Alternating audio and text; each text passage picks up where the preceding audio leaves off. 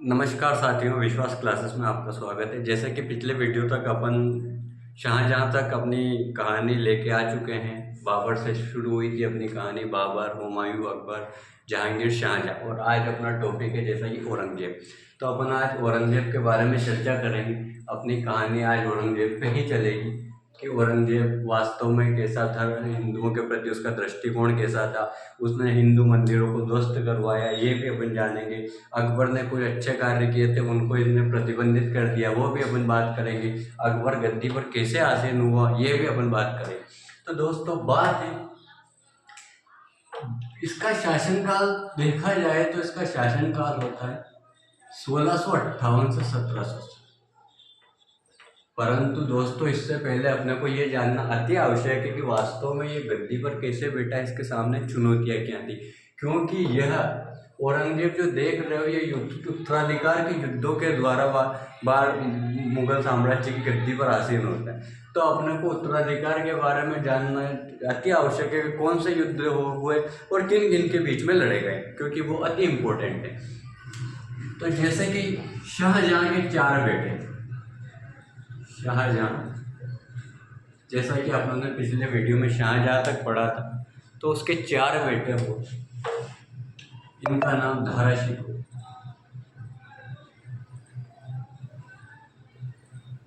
या क्रम से देखा जाए तो पहला था शाह शुजा।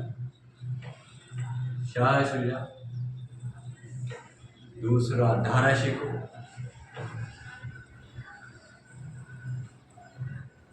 तीसरा औरंगजेब, और चौथा हुआ है मुगल। दोस्तों, ये शाहजहां के चार बेटे हुए, परंतु इन चार बेटों में वास्तव में दिल्ली की गद्दी पर आसीन होने के लिए कि कौन दिल्ली की गद्दी पर बैठेगा, इसके लिए लगातार संघर्ष हुए और 4-5 युद्ध लगातार हुए। हर साल इन्होंने 1658 और 1659 में इन्होंने 4 से 5 युद्ध लड़े आपस में। तब अंतिम रूप से विजय प्राप्त करता है औरंगजेब और दिल्ली की गद्दी पर आसीन होता है औरंगजेब।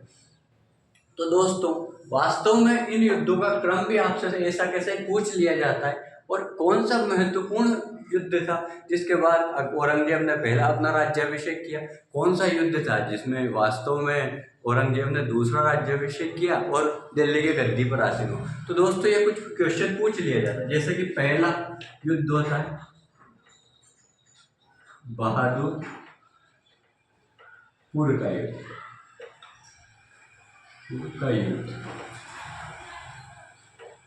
अब दोस्तों, ये आपसे पूछूंगा किन किन के बीच में हुआ। तो पहला होता है शाह शुजा।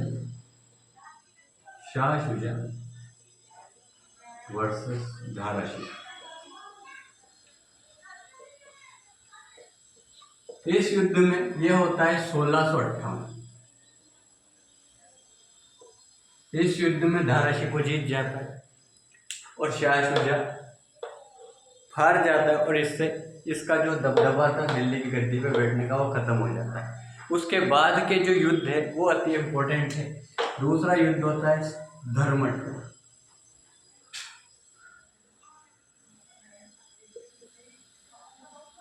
यह युद्ध भी 1658 में होता है। धारा शिकोह वर्सेस औरंगजेब। तीसरा युद्ध होता है सामूगढ़ का युद्ध, और चौथा होता है देवराय का युद्ध। ये 1658 और ये 1659, ये इनके बीच ही लड़े जाते हैं और औरंगजेब इनको जीतता है। कौन जीतेगा? औरंगजेब। औरंगजेब जीतेगा। तो अब दोस्तों, ये युद्ध हुए, इनको क्रम से पूछा जाएगा और कौन जीता ये भी पूछ लेता है। दोस्तों, इसमें वो पूछेगा एग्जामिनर के साथ कौन सा युद्ध था जिसको जीतने के बाद औरंगजेब ने प्रथम राज्याभिषेक उसका किया। तो इसमें आंसर आएगा सामूगढ़ का युद्ध। मैं नेक्स्ट इसमें स्लाइड में लिखता हूँ इसको।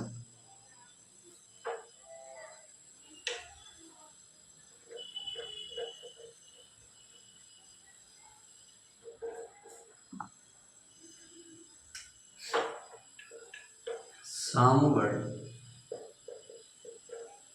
के युद्ध को जीतकर औरंगजेब का पहला राज्याभिषेक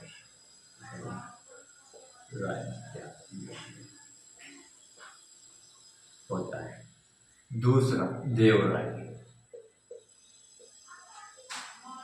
के युद्ध को जीतकर ये दूसरा राज्याभिषेक, दूसरा।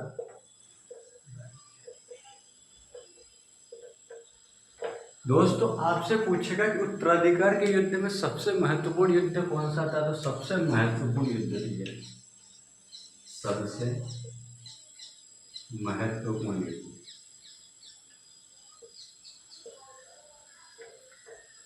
दोस्तों एक आपसे सीधा भी पूछ लेगा कि औरंगजेब उत्तराधिकार के युद्ध में विजय, अंतिम रूप से विजय किसने प्राप्त किया, तो ये तो कॉमन सेंस वाली बात है कि जब गद्दी पे वो बैठेगा तो वही करेगा, तभी गद्दी पे बैठेगा। तो ये कुछ इम्पोर्टेंट। अब एक फैक्ट आपसे पूछेगा कि वह कौन सा मुगल शासक था जिसका 2 बार राज्याभिषेक, 2 बार शासन करने वाला नहीं, 2 क्वेश्चन है। कौन सा ऐसा शासक था, ऐसा शासक जिसका 2 बार राज्याभिषेक, तो इसका आंसर आएगा औरंगजेब। यही नोट करके आप लिख सकते हो, ऐसा शासक, ऐसा मुगल शासक बोल सकते हैं, ऐसा मुगल शासक जिसने 2 अलग अलग बार, जिसने 2 अलग अलग बार शासन किया,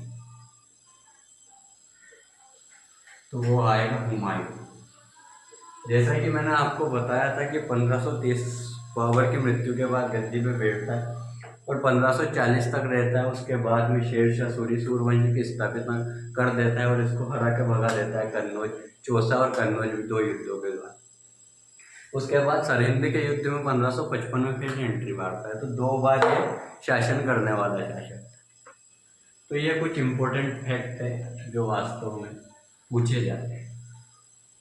अब दोस्तों अपनी कहानी आगे बढ़ाते हैं, उससे पहले औरंगजेब के बारे में मैं कुछ बात बताता हूँ कि इसका मूल नाम, इसको आलमगीर प्रथम भी कहा जाता है। आलमगीर, किसी एग्जाम में पूछा गया है क्वेश्चन कि किस मुगल शासक को आलमगीर प्रथम के नाम से जाना जाता है, तो उसका आंसर आएगा औरंगजेब। दोस्तों इसके बाद अपनी कहानी लेके चलते औरंगजेब के ऊपर कि इसने और क्या क्या किया। तो जैसे कि दारा शिकोह को इसने शाह बुलंद इकबाल की उपाधि दी, ये भी अपन नोट कर सकते हैं। दारा शिकोह को शाह बुलंद इकबाल, इसी को लघु अकबर भी कहा जाता है। किसको कहा जाता है? दारा शिकोह। ये कुछ इंपॉर्टेंट फैक्ट दारा शिकोह के बारे में नोट कर सकते हो। दोस्तों इसके बाद में अपनी कहानी वास्तव में आती है औरंगजेब। तो जैसा कि मैंने आपको बताया था कि नौरोज पर किसने स्टार्ट किया था, मैंने आपको नूरजहां वाली कहानी बताई थी कि इसको देखकर नूरजहां को देखता है जहांगीर और नौरोज पर्व की शुरुआत करता है। तो नौरोज पर्व को प्रतिबंधित कर देता है,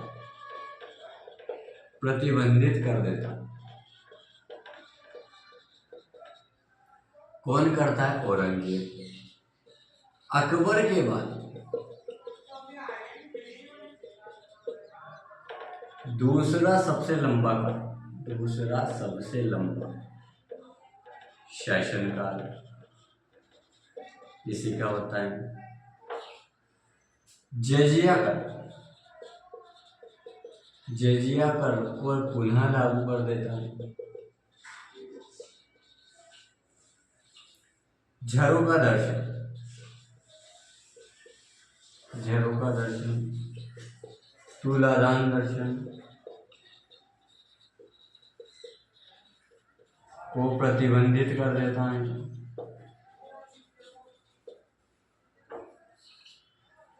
इसके बाद में देखा जाए तो हिंदू मंदिरों को ध्वस्त करवाता है।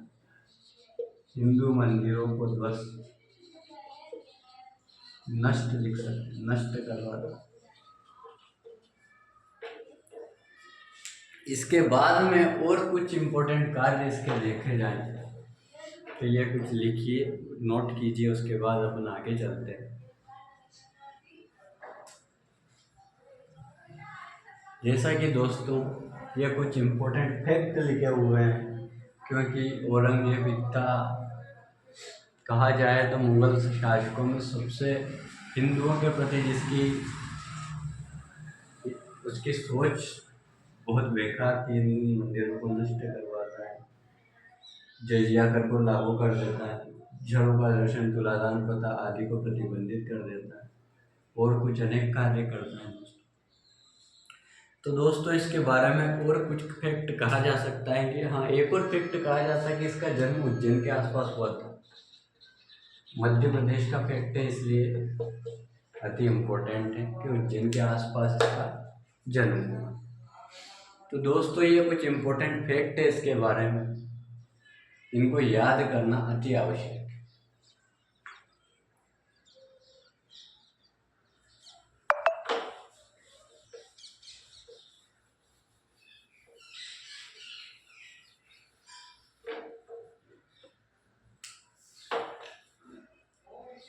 मुगल साम्राज्य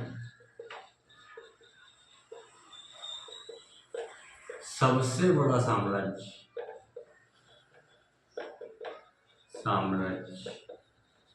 इसी का है। इसके कुछ विजय अभियान है, जैसे जाट विद्रोह करता है, मराठा विद्रोह करता है। ये कुछ इम्पोर्टेंट है जिनको याद करना अति आवश्यक है, क्योंकि पूछे जाते हैं। तो दोस्तों कुछ इम्पोर्टेंट फैक्ट है, इनको नोट कीजिएगा।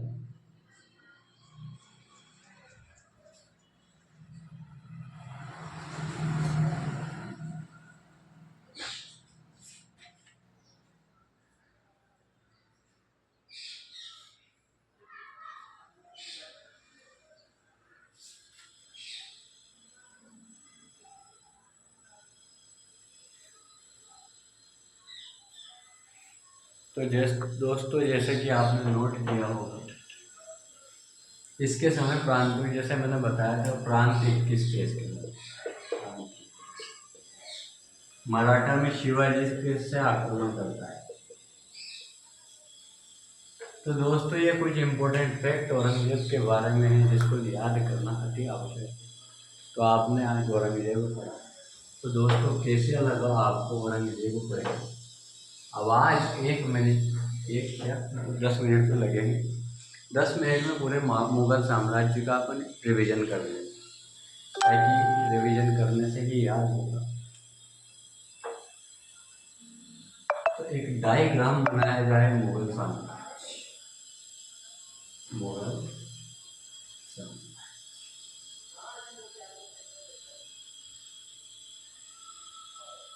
दोस्तों स्थापना करता है, इसकी स्थापना करता है बाबर। कौन करता है? बाबर।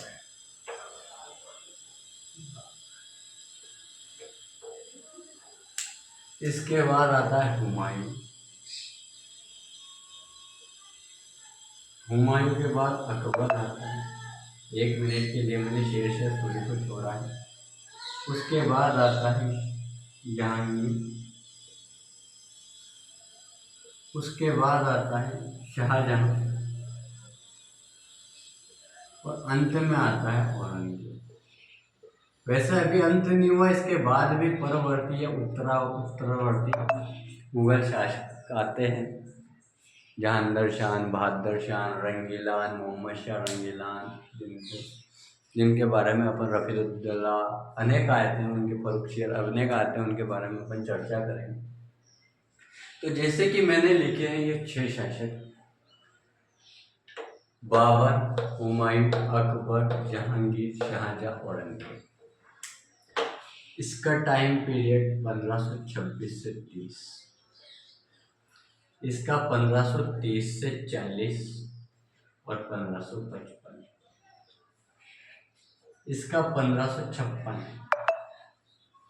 से 1605, इसका 1605 से 1627, इसका 1627 से 27 है, 1627 से 1657, इसका 1657 से 1707। ये मैंने इनके नाम क्रम से और इनका टाइम पीरियड लिख दिया। दोस्तों ये जो लिख रहा हूँ इतने इम्पोर्टेंट है कि यहीं से क्वेश्चन उठाता है कई बार। इस डायग्राम को पूरा समझें, उसके बाद में इसको 2 बार पढ़ें, 2 बार सुने, ताकि आपको याद रह जाएगा। दोस्तों इसके बाद में मैंने इनके मकबरे के बारे में आपको बताया था।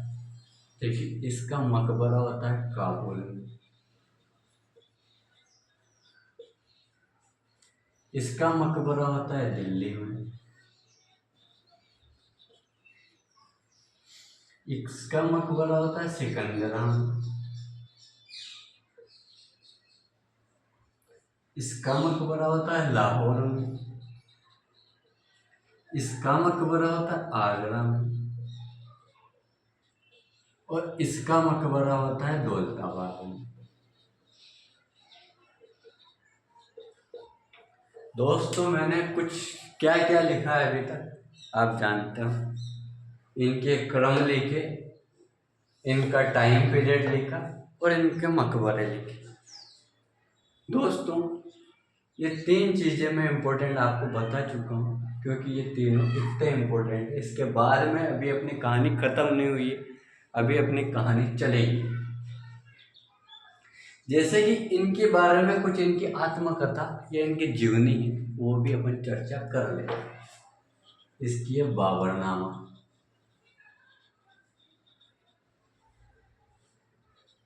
कौन लिखेगा? यह स्वयं लिखेगा। कौन सी लैंग्वेज में? तुर्की में लिखेगा। दोस्तों ये क्वेश्चन पूछा गया है, बाबरनामा किस भाषा में लिखा गया? क्योंकि इनकी राज्य की भाषा फारसी थी, परंतु तुर्की में लिखा गया, इसलिए पूछेगा। दूसरी बात, इसको फारसी में अनुवाद करता है, तो इसका ट्रांसलेट करता है रहीम, फारसी में। अब दोस्तों रहीम बैरम खां का बेटा होता है। बैरम खां जैसे कि अकबर का प्रधानमंत्री होता है, और उसकी मृत्यु के बाद वो उसको पुत्र रूप में स्वीकार करता है। ये कहानी मैंने आपको बताई। इसकी आत्मकथा ने इसकी जीवनी लिखती है हुमायूं नाम से, और वो लिखती है गुलबदन बेगम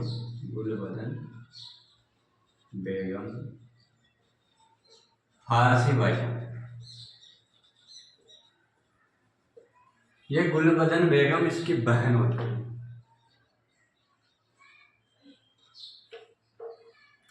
दोस्तों इसके बाद में बात आती है अकबर, आईने अकबरी।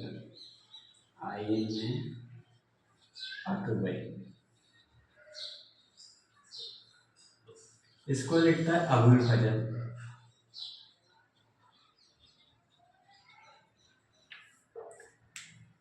ये तीनों की आत्मकथा और जीवनी इम्पोर्टेंट है, जो मैंने आपको बताई। दोस्तों इसके बाद में मैंने आपको कुछ बताया, बहुत डिटेल से है, बट इम्पोर्टेंट इस स्लाइड में से क्वेश्चन बन जाए इस हिसाब से मैं आपको पढ़ा रहा हूँ। तो दोस्तों इसके बाद में मैं आपको इनके बारे में कुछ इम्पोर्टेंट बात बता देता हूँ। जैसे कि पानीपत का प्रथम युद्ध होता है, पानीपत, इब्राहिम लोदी और बाबर के बीच में। उसके बाद में खानवा का युद्ध, चंदेरी का युद्ध, घाघरा का युद्ध, 4 युद्ध बताए मैंने। दोस्तों इसके बाद में हुमायूं के बारे में चर्चा करी मैंने। ये 2 अलग अलग टाइम पे शासनकाल था इसका। पुस्तकालय की सीढ़ियों से गिर कर मरा था। 7 दिन 7 अलग अलग रंग के कपड़े पहनता था, ज्योतिष में विश्वास करता था। ये बातें मैंने आपको बताई। चौसा का युद्ध, बिलग्राम कन्नौज का युद्ध शेरशाह सूरी के साथ करता है। सरहिंद का युद्ध करता है, ये मैंने आपको बताया। अकबर के बारे में पूरी राम कहानी अपनी 1 लेक्चर तक चली है पूरी। इसके नवरत्न, इसके अभियान और रहीम वहीम सबके बारे में बताया। इनके कुछ अच्छे अच्छे कार्य जैसे दास प्रथा, तीर्थ यात्रा का, जजिया का, फतेहपुर सीकरी, मनसबदारी, ये कुछ इम्पोर्टेंट फैक्ट मैंने। इबादत खाने की स्थापना, दहसाला बंदोबस्त, दीन इलाही, कुछ इम्पोर्टेंट बातें बताई मैंने। मालवा आक्रमण बताया इसका मैंने। गोंडवाना विजय बताई मैंने इसकी। हल्दी घाटी युद्ध बताया इसका। उसके बाद में अपना बुरहानपुर वाला असीरगढ़ के किले पर आक्रमण बताया। अहमदनगर दक्षिण विजय बताई मैंने इसकी। ये अपनों ने अच्छे से कवर किया। उसके बाद में नूरजहां हरुन्निसा के बारे में बताया। जहांगीर के बारे में चर्चा करी। शाहजहां, आगरा, ताजमहल के बारे में चर्चा करी। स्थापत्य का स्वर्णकाल इसके फैशन पीरियड को कहा जाता है। चित्रकला का स्वर्णकाल इसके टाइम पीरियड को कहा जाता है। ये मैंने कुछ इम्पोर्टेंट चर्चा करी। ये अंतिम महान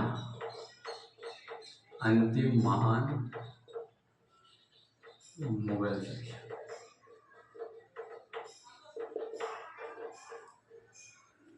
तो दोस्तों अपनों ने कुछ इम्पोर्टेंट बात की है। उसके बाद में इसके बारे में कहा जाए नूरजहां। ये एक ऐसी लेडी थी जिसका मुगल काल में सर्वाधिक इसका प्रभुत्व था।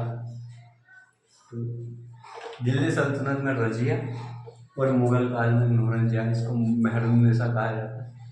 इसके माताजी ने असमत बेगम ने इत्र की खोज की। इसके पिता गियास बेग को एतमादुल्ला की उपाधि दी। ये भी कुछ इम्पोर्टेंट फैक्ट बताए। इसके बारे में मैंने आपको कल अच्छे से जानकारी, ताजमहल बताया। और भी कुछ इम्पोर्टेंट बात इसके बारे में मैंने आपको बताई। इसका नाम बताया मैंने आपको, वगैरह वगैरह का अच्छे को बहुत जानकारी हुई। इसके टाइम पीरियड में कौन आया था ये मैंने बताया। हॉकिंस आया था। और आज अपने मुगल साम्राज्य औरंगजेब पढ़ा। तो दोस्तों अपना मुगल साम्राज्य आज खत्म होता है।